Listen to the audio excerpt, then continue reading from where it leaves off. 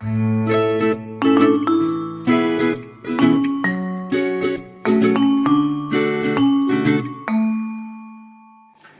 pues como es un acto oficial he traído mi uniforme.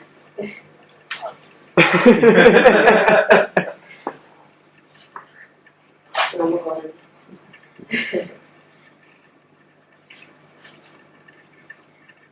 Bueno, pues buenas tardes, soy Meritxell Calvo, programadora en Cyber Life Systems, y hoy os voy a hablar de una cosilla con la que estamos jugueteando en la corporación, que se llama la inteligencia artificial.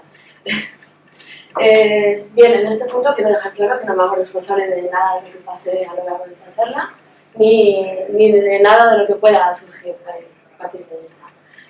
Bueno, ya hablando en serio, para realizar la implementación voy a utilizar esta librería que veis ahí.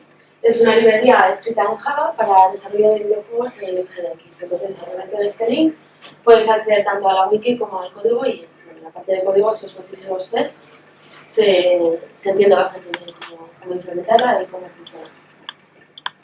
Entonces, lo que voy a hacer va a ser ir explicando las tres disciplinas que voy a explicar de inteligencia artificial. Entonces, lo primero explicaré una parte de teoría, haré la implementación y luego pasaremos a la siguiente disciplina. Bueno, la inteligencia artificial es la capacidad que tiene una máquina de resolver un problema por sí misma. Entonces, esto engloba toda una serie de disciplinas, de las cuales hoy vamos a ver el movimiento autónomo, la toma de decisiones y la resolución de laberintos o pathfinding. En primer lugar, el movimiento autónomo, bueno, simplemente es cómo hacer que un bicho se mueva solo, ¿vale? Bienvenido al maravilloso mundo de los steering behaviors. Los steering behaviors son un conjunto de algoritmos que nos van a permitir mover a una entidad por el entorno de distintas maneras, siempre haciendo caso a lo que denominamos estrategias. Bueno, aquí he puesto una serie de estrategias, entonces nuestra entidad tendría que implementar esas estrategias y, bueno, se comportaría de forma relativa a lo que hayamos hecho. Entonces aquí he puesto unos vídeos, ahora veremos en la implementación también, pero en este caso esta entidad estaría implementando la estrategia de tipo perseguir y simplemente estaría persiguiendo a esta presa. En esta otra estrategia de tipo legal o array, le indicaríamos un waypoint y a través de la implementación de esta estrategia, pues obtenemos este comportamiento. Y por último, esta última estrategia, que es de tipo deambular, lo que hace es que la entidad se mueva de forma adelante por el entorno. Los steering behaviors también se podrían combinar. Ahora lo veremos en la implementación, pero podemos combinarlos y darles peso o prioridad según qué peso lo queramos dar a cada una para que se comporten, que tengan prioridades a la hora de comportarse de una determinada manera. Vale, los steering behaviors funcionan tanto para individuos como para grupos. La única diferencia es que los individuos necesitan un objetivo y los grupos funcionan por área de proximidad. Entonces, en este ejemplo estamos viendo una estrategia de grupo llamada cohesión, en la que todas las naves que se encuentran en esta área de proximidad se aproximarían a sus vecinos. Y en el ejemplo contrario, todas las naves que se encuentran en esta área de proximidad se alejan de sus vecinos. Vale, vamos a ver ya la implementación, ¿vale? Con GDX ahí tendríamos que utilizar la clase steering behavior y el método calculate steering, que es donde vamos a calcular la aceleración de la entidad. Ahora lo vamos a ver en la IDE. Bueno, aquí tenemos un proyecto, ¿sabes?, que sin mayor importancia, se llama Skynet, y bueno, aquí he implementado en Skynet, lo que he hecho ha sido preparar unas acciones que puede. Esto es importante, ahora lo voy a hacer de esta forma, le voy a decir que implemente este comportamiento. Entonces, lo pongo aquí. Vale. Aquí tengo mi comportamiento, curso. Entonces, lo que vamos a hacer va a ser generar un personaje que va a ser un Terminator y una presa. Y esto no es lo importante, lo importante es esto de aquí. esta estrategia, Pursue, ¿vale? Ya viene con GTX ahí, entonces no tendría que implementar yo el Calculate Steering, pero lo podríamos mirar. Aquí, esta es la clase ya de la librería, ¿de acuerdo? Y entonces aquí, Calculate Real Steering, que bueno, se llama desde Calculate Steering de la clase padre, aquí es donde estaría, bueno, generando la lógica que crearía ese comportamiento, ¿de acuerdo? Entonces, ahora estoy implementando esta estrategia y vamos a ver qué pasa cuando lo ejecuto.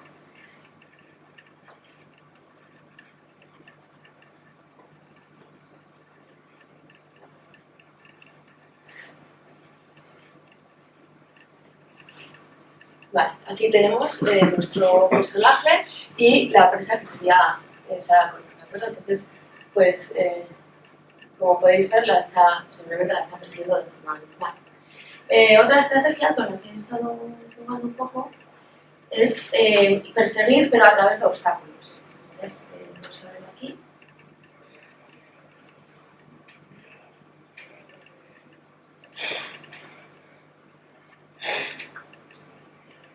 Vale, aquí lo que estamos haciendo es generar. Os explico a ver si funciona. Vale, lo que voy a hacer va a ser en el personaje. Esto es lo que yo os explico. En el personaje le voy a implementar un Ray Collision Detector, que lo que va a hacer va a ser proyectar una serie de rayos hacia adelante y estos rayos van a ver si la entidad está a punto de colisionar. Entonces, si está a punto de colisionar, implementaría el comportamiento avoidance behavior, ¿de acuerdo? Y a la vez queremos perseguir a nuestra presa. Entonces, utilizamos los dos comportamientos, avoidance y pursue, y aquí en priority steering, que también es un comportamiento, pero lo único que hace es combinar otros comportamientos. Y entonces aquí le estoy diciendo, implementa estos dos comportamientos con el mismo peso, ¿de acuerdo? Intenta perseguir a tu presa, pero a la vez esquiva los obstáculos. Y aquí es donde le estoy diciendo que implemente la estrategia priority steering, que es la que contiene los dos comportamientos de los componentes. Y aquí lo estamos viendo. Los rayos de aquí le están indicando si va a colisionar, entonces él intenta perseguir a su presa, pero también intenta no colisionar con los obstáculos, o evitar los obstáculos. Bueno,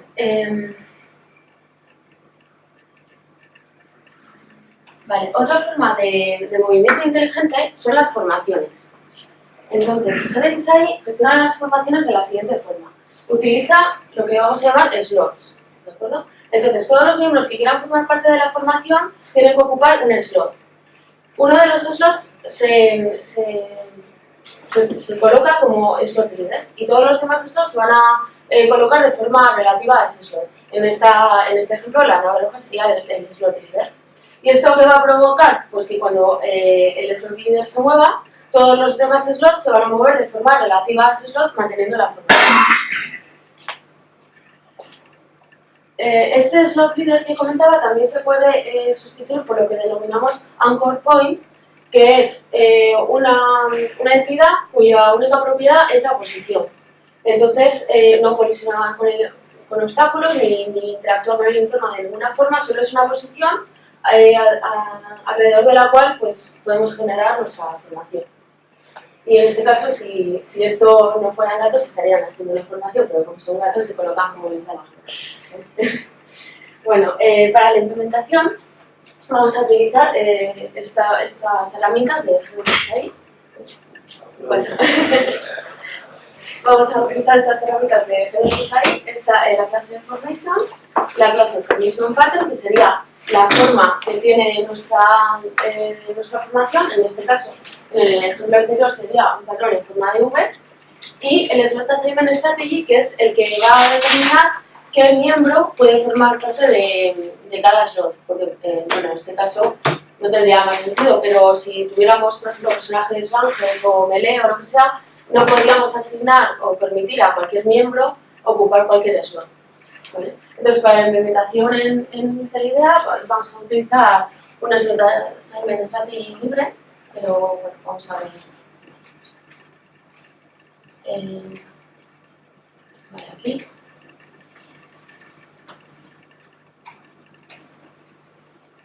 aquí le he indicado que quiero una formación con 6 componentes, 6 miembros. Entonces, aquí como podéis ver, estoy creando un formation pattern que va a ser un círculo ofensivo, ¿de acuerdo? Va a haber una serie de entidades que están mirando hacia el slot leader, hacia adentro. Este patrón ya es de GDXAI. Después utilizamos un Slot Assignment Strategy. En este caso, como os he comentado, estoy utilizando un Slot Assignment Strategy libre, cualquiera puede ocupar cualquier puesto. Y aquí ya le pasamos tanto el patrón como cómo asignar los slots. Y aquí estoy utilizando la clase Formation de GDXAI. Creo una nueva y le añado los miembros. ¿Verdad? Y bueno, pues vamos a ver cómo funciona esto. Bueno, aquí estáis viendo los 6 miembros de la formación. Van a ir hasta el slot leader, que en este caso es gracias a la Connor, y van a crear ese patrón que yo le he pasado alrededor.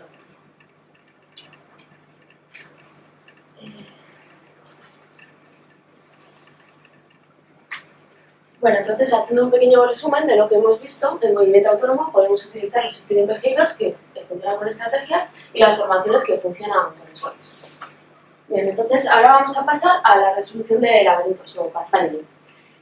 Pathfinding es el proceso mediante el cual una máquina calcula la ruta más corta o más rápida desde donde él se encuentra hasta el objetivo. Entonces, ahora voy a explicar el algoritmo, pero en primer lugar vamos a ver 3 conceptos muy básicos de teoría de grafos, ¿vale? Porque es una jerga que luego vamos a necesitar. Entonces, vamos a imaginarnos el mapa de nuestro juego como una estructura con esta forma. A todo el mapa lo vamos a llamar grafo.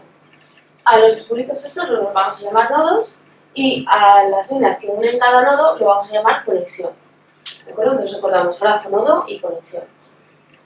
Antes de aplicar el algoritmo, tendremos que aplicar una discretización al espacio, que consiste en convertir nuestra lista de puntos infinitos, de un mapa con puntos infinitos, a una lista de nodos finitos con los que ya podemos trabajar. En este caso, simplemente aplica un grid. Bien, entonces ya vamos a pasar al algoritmo. Existen muchos algoritmos para la resolución, para el cálculo de rutas.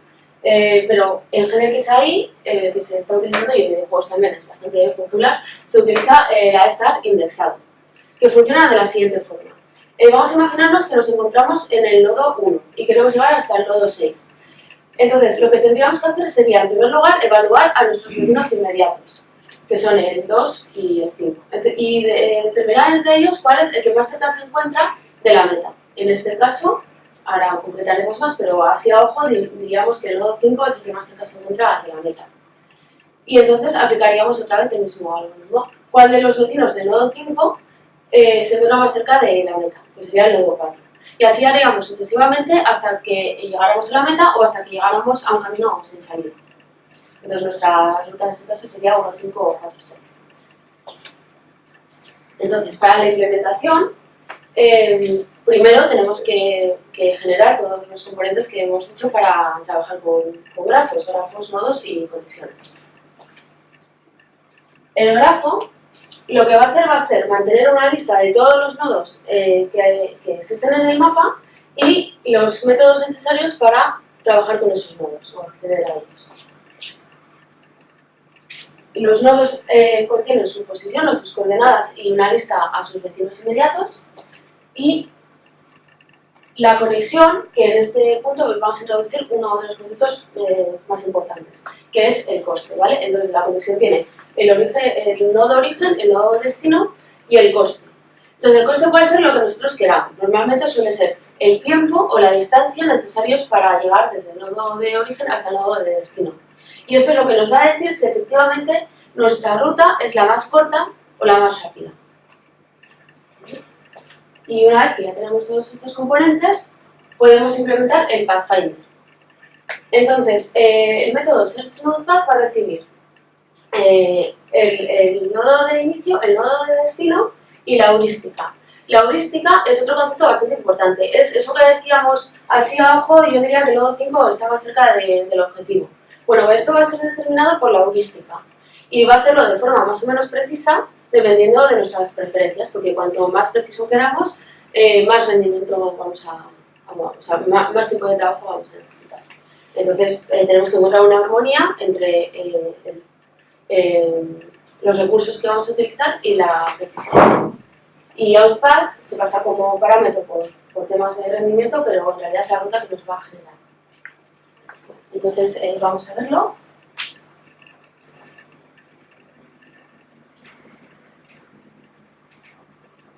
Y implementar esta.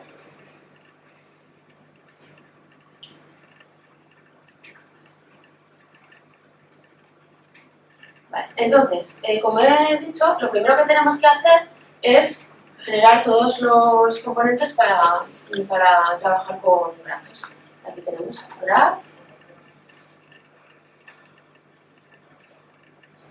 Graph que mantiene todos los nodos del mapa y los métodos necesarios para trabajar con estos nodos. Aquí lo tenemos. Los nodos que mantienen sus coordenadas y una lista a todos sus vecinos. Y en este caso el tipo, que ahora veréis en la implementación por qué, pero tienen un tipo, el floor sería seleccionable y el word no sería seleccionable. Y por último, la conexión. Esto es lo que decíamos. Contiene un coste. ¿De acuerdo? Y también, y aquí tiene el nodo de origen y el nodo de destino. Vale, y una vez que ya tenemos todo esto, pues lo que vamos a hacer va a ser implementar el Pathfinder. Aquí lo tenemos. Le vamos a pasar la heurística a Manhattan Distance. Y aquí está, en el Pathfinder. Vamos a localizar. Search Node Path, que comentábamos, recibe el nodo de salida, el nodo de destino, la heurística y la ruta, el parámetro en el que nos tiene que introducir la ruta a calcular. Y aquí es donde está implementando el algoritmo de A-star.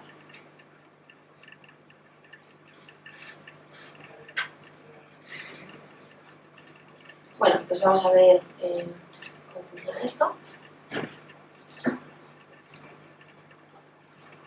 ¿Vale? Aquí tenemos el nodo de inicio, que sería este, y el nodo de destino, que es este. Esto es lo que os comentaba, la parte blanca es suelo y estos son paredes. ¿Vale? Entonces lo que está haciendo es resolver la ruta desde el inicio hasta el destino sin utilizar diagonales.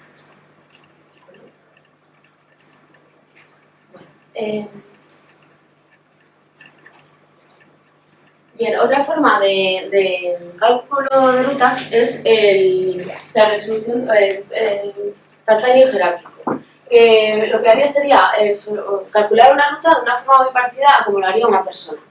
¿De acuerdo? Entonces, lo primero que haría sería calcular una ruta general y luego iría desgranando punto por punto esa ruta.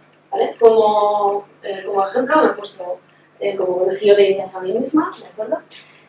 Yo soy de Vitoria, pero vivo en Valencia. Entonces, ¿qué tengo que hacer para llegar hasta Vitoria? Bueno, pues en primer lugar tendría que trazar una ruta general, que sería, digamos, lo que yo tendría en la cabeza el día anterior a salir de viaje.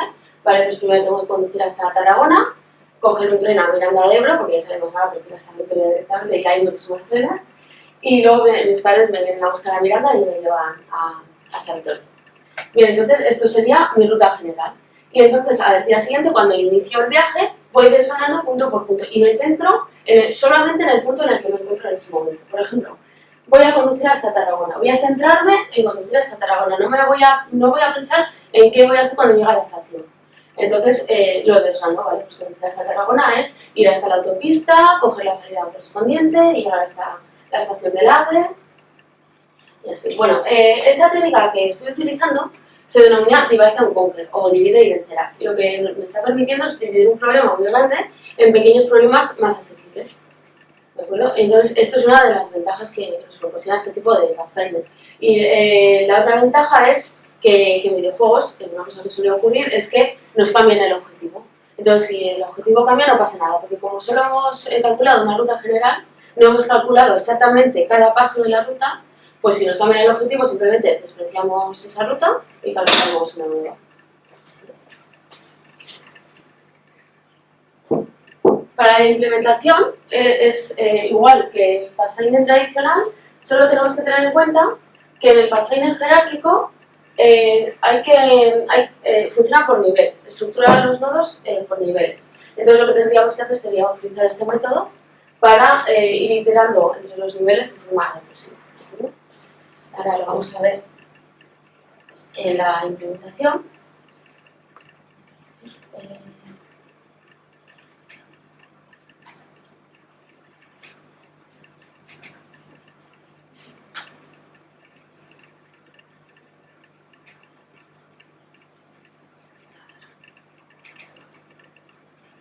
¿Ves? Aquí, como podéis ver, este grafo tiene niveles y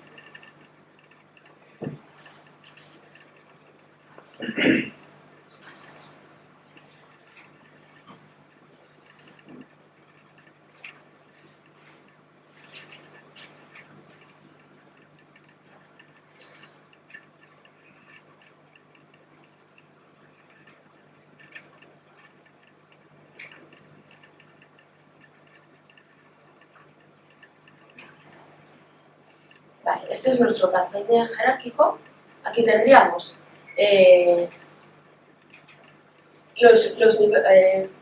toda una serie de herramientas con las que podemos jugar a recorrer los niveles y aquí está. Entonces aquí lo que tendríamos que indicarle es el grafo. Actualmente aquí estamos implementando el está indexado en normal, pero le estamos indicando en qué nivel se encuentra el grafo actualmente. Esto sería la única diferencia. Bueno, entonces ahora lo vamos a ver en ejecución.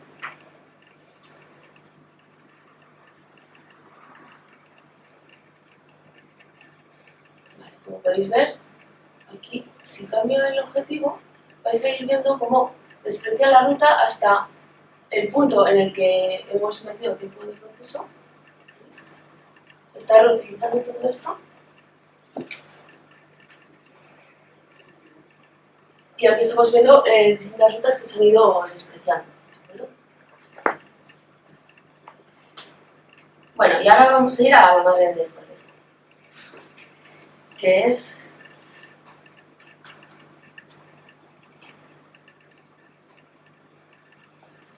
la toma de decisiones.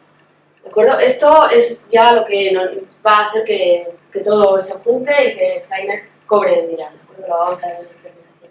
Entonces, la toma de decisiones es la capacidad que tiene una máquina de procesar una información de entrada para generar una acción. Para la toma de decisiones tenemos dos opciones: las máquinas de estados y los árboles de comportamiento. Las máquinas de estados son uno de los conceptos más básicos de teoría de autómatas. En su forma más pura constan de tres componentes: los estados, las transiciones y los eventos. Entonces, si miramos este esquemita, que es una máquina de estados que está gestionando el movimiento de un personaje. Entonces, lo que tenemos aquí en los cuadraditos sería los estados. Luego, para pasar de un estado a otro, no podemos hacerlo de forma aleatoria, tenemos que seguir una serie de normas. Por ejemplo, para ponernos a gatear, tenemos que estar en primer lugar en el estado de pie y después pulsar abajo. Esto sería una transición. Y los eventos, finalmente, es lo que nos introduce el usuario, ¿vale? Pues abajo. Vale, las máquinas de estados también pueden ser concurrentes, de tal forma que podríamos tener una máquina de estados como esta para gestionar el movimiento de un personaje, otra máquina para gestionar el combate y otra para gestionar la comunicación, de tal forma que nuestro personaje podría moverse, combatir y maldecir a los cielos de forma concurrente. ¿Cuál sería útil? Bueno, y también las máquinas de estados también pueden ser jerárquicas. Las máquinas de estados jerárquicas funcionan de la siguiente forma. Tendríamos un árbol jerárquico de estados y introduciríamos un evento, ¿vale? En este caso pulsar el gatillo en ese árbol jerárquico. Entonces tenemos un superestado combate que es muy genérico y no sabe gestionar exactamente ese evento. Entonces lo pasaría hacia abajo en la cadena jerárquica y nuestro estado disparando sí que es más concreto y ya sabe gestionar ese evento.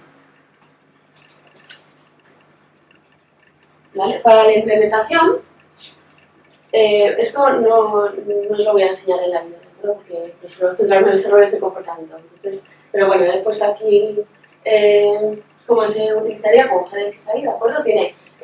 Nos proporciona state matching y state. Entonces tendríamos que mantener una instancia a la máquina de estados y un método update para refrescar el estado en el que se encuentra esa máquina. Y la máquina de estados lo que haría sería gestionar las transiciones y los estados. Bueno, uno de los problemas de las máquinas de estados tradicionales como esta es que no tenemos una memoria de los estados en el que nos hemos encontrado anteriormente. Entonces, esto puede ser útil porque, por ejemplo, si quisiéramos que nuestro personaje se pusiera a disparar, bueno, introducir el estado disparando no supondría mucho problema. Estaremos en el estado disparando. Pero, ¿qué ocurriría si luego quisiéramos volver al estado anterior? En una máquina como esta no nos acordamos en qué estado nos encontrábamos. Bueno, pues esto se resuelve con lo que denominamos Cooldown Automaton, que mantiene un stack de estados, ¿de acuerdo? Entonces, el estado en el que nos encontramos actualmente siempre es el que más arriba está en el stack. Entonces, lo que hacemos es introducir el estado temporal, que en este caso sería disparando, ejecutaríamos toda la secuencia de disparo y cuando esta termina expulsamos ese estado del stack y todos los demás estados emergen y entonces volvemos al estado anterior. Bueno, otra forma para gestionar la toma de decisiones son los árboles de comportamiento. Los árboles de comportamiento en el principio de los tiempos fueron engendrados para la robótica, pero fueron muy rápidamente absorbidos por el sector de los videojuegos. ¿De acuerdo? Los primeros videojuegos en implementarlo fueron el Halo 2 y el Spore. Entonces, como su propio nombre indica, los podríamos imaginar como una estructura en forma de árbol, en la que las hojas contendrían su estado interno y la lógica de la acción. Y las ramas nos indicarían cómo vamos a desplazarnos entre esas hojas. Entonces, tenemos distintos tipos de ramas. Por ejemplo, la rama de tipo selector lo que va a hacer va a ser recorrer una hoja detrás de otra hasta que una de ellas tenga éxito. Entonces, imaginamos que como objetivo tenemos resguardarnos, ¿de acuerdo? Entonces vamos a intentar varias acciones para conseguir que este objetivo tenga éxito. En primer lugar, vamos a intentar ponernos a cubierto. Si no fuera posible, esta hoja devolvería fracaso y con la rama selector seguiríamos a la siguiente hoja. Intentaríamos abandonar el área de riesgo. Si no pudiéramos, pasaríamos a la siguiente hoja. Y así haríamos sucesivamente hasta que una de las hojas tenga éxito. Por ejemplo, con el fuego de cobertura, si tiene éxito, pues ya está. Todo el árbol tiene éxito. Y en caso negativo, devolveríamos la hoja nativa de GDXI, que siempre devuelve el fracaso. Otro tipo de rama es la rama de tipo sequence, que, como su propio nombre indica, es una secuencia de acciones. Entonces, con el mismo objetivo de resguardarnos, primero encontramos un punto de cobertura. Si pudiéramos encontrar ese punto de cobertura, devolvería éxito y continuaríamos hacia la siguiente hoja. Intentamos desplazarnos hasta ese punto. Vale, pues si es posible realizar esa acción, la realizamos. Y pasaríamos a la siguiente hoja, saltar a cobertura. Vale, pues entonces lo que estamos haciendo es ejecutar una hoja detrás de otra hasta que todas tengan éxito o hasta que una de ellas falle. En caso de que una de ellas falle, todo el árbol se considera pasado. Y por último, hay más ramas, estas son las que me han parecido más interesantes. Para la rama de tipo paralelo, lo que va a hacer simplemente va a ser ejecutar dos hojas de forma paralela. En este caso, para resguardarnos, tenemos que mantener la calma, pero al mismo tiempo correr por nuestras vidas. Vale, antes de la implementación vamos a hacer una comparativa. ¿Cuándo tenemos que utilizar una máquina de estados y cuándo un árbol de comportamiento? Bueno, entonces lo que tenemos que tener en cuenta es que las máquinas de estados son muy rígidas. Entonces funcionan bien cuando tenemos pocos estados y una lista de estados que preveemos que no va a cambiar mucho. El ejemplo que os he puesto no es un buen ejemplo de máquina de estados porque el movimiento de un personaje puede crecer, o sea, esos estados pueden crecer de forma exponencial, o sea, podemos tener miles de movimientos. Entonces, en cuanto veamos que nuestra máquina de estados está creciendo demasiado, que tenemos estados que no se están usando, transiciones que no llevan a nada, pasamos a los árboles de comportamiento. Los árboles de comportamiento son muy escalables y además se pueden diseñar desde fuera. Podemos tener otro equipo que ni siquiera se dedica a la programación, que puedan diseñar los árboles de comportamiento y nosotros los podemos implementar muy fácilmente pasándoselo al sistema, y el sistema internamente traduciría el árbol de comportamiento como con una estructura que vamos a ver ahora que se denomina task. Bueno, entonces vamos a ver. Sí, vamos a ver la implementación, que como os he dicho, tendríamos un fichero externo que ahora vamos a ver que nos pasarían, ¿vale?, nuestros diseñadores, y nosotros utilizaríamos el behavior tree y el task. Entonces vamos a verlo implementado. Vale. Esto que os he dicho, que os fijáis que cada vez que intentaba implementar algo tenía que irlo cambiando, ¿vale? Pues ahora, en vez de decirle a Skynet que, vale, que ahora utiliza esta técnica, o ahora calcúlame una ruta con hierarchical, pues ahora, en vez de hacer todo esto, lo que voy a hacer es decirle simplemente implementa un árbol de comportamiento. ¿De acuerdo? Y en ese árbol de comportamiento vamos a introducir todas las disciplinas que hemos visto anteriormente. Entonces yo he puesto aquí mi árbol de comportamiento, lo he puesto fuera para recalcar que esto nos lo podrían pasar desde otro sitio, o sea, de forma externa.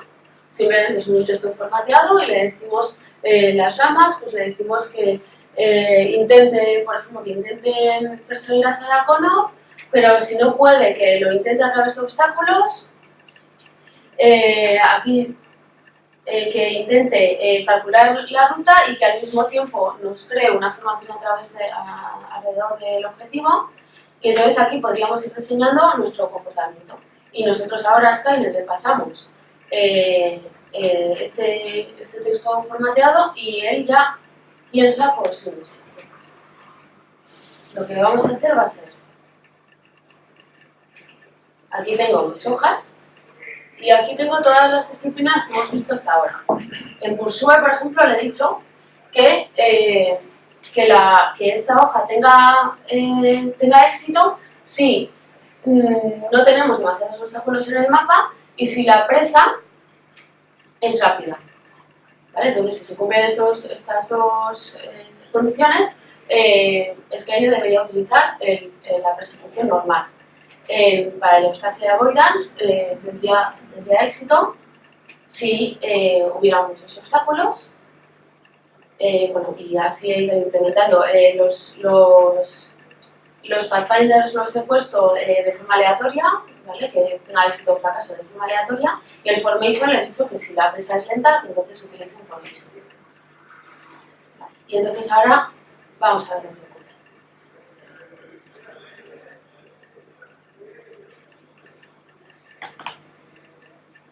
Antes de nada, quería enseñaros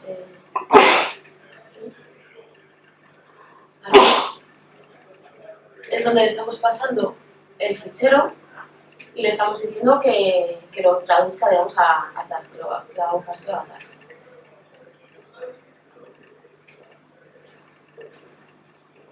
Aquí estamos, la clase de behavior tree, que es la que os he comentado, y la clase task, que se utilizaría tanto para hojas como para ramas, ¿no? Bueno, pues ahora sí que vamos a ejecutar.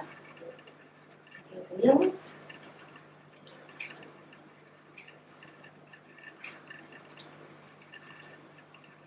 Y aquí está Pathfinder. En primer lugar, el movimiento autónomo, bueno, simplemente es cómo hacer que un nicho se mueva solo, ¿vale? Bienvenido al maravilloso mundo de los Steering Behaviors. Los Steering Behaviors son un conjunto de algoritmos que nos van a permitir mover a una entidad por el entorno de distintas maneras, siempre haciendo caso a lo que denominamos estrategias. Bueno, aquí he puesto una serie de estrategias, entonces nuestra entidad tendría que implementar esas estrategias y, bueno, se comportaría de forma relativa a lo que hayamos hecho. Entonces aquí he puesto unos vídeos, ahora veremos en la implementación también, pero en este caso esta entidad estaría implementando la estrategia de tipo perseguir y simplemente estaría persiguiendo a esta presa. En este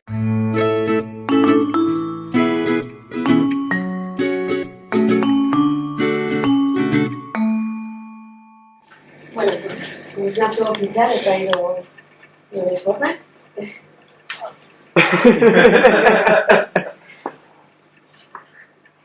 No muy grande.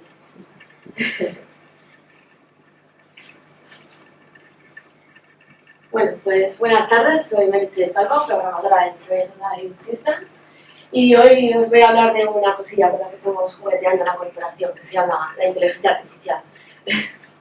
Bien, en este punto quiero dejar claro que no me hago responsable de nada de lo que pase a lo largo de esta charla, ni de nada de lo que pueda surgir a partir de esta.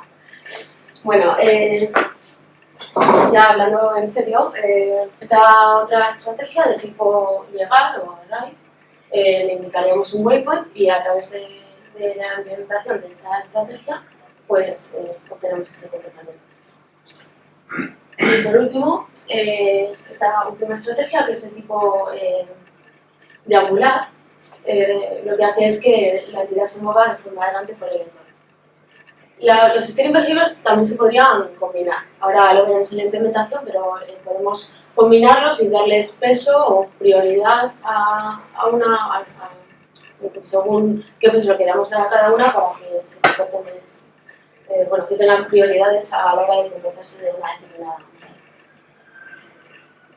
Vale, los steering behaviors funcionan tanto para individuos como para grupos. La única diferencia es que los individuos necesitan un objetivo y los grupos, para realizar la implementación, voy a utilizar esta librería, GDXAI. Es una librería escrita en Java para desarrollo de videojuegos en GDX. Entonces, a través de este link puedes acceder tanto a la wiki como al código y en la parte de código, si os metéis en los tests, se entiende bastante bien cómo implementarla y cómo funciona. Entonces, lo que voy a hacer va a ser ir explicando las tres disciplinas que voy a explicar de inteligencia artificial.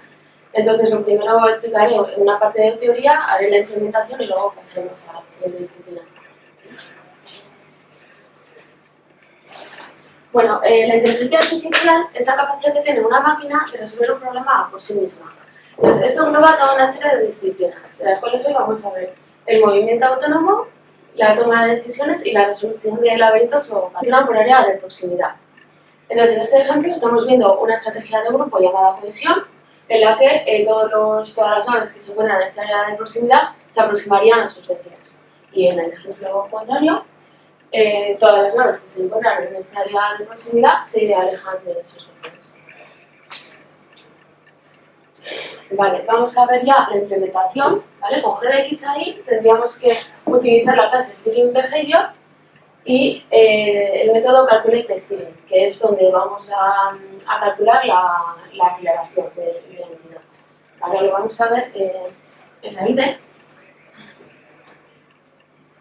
Bueno, aquí tenemos un proyecto, sabes, que sin mayor importancia, se llama Skynet. Y bueno, aquí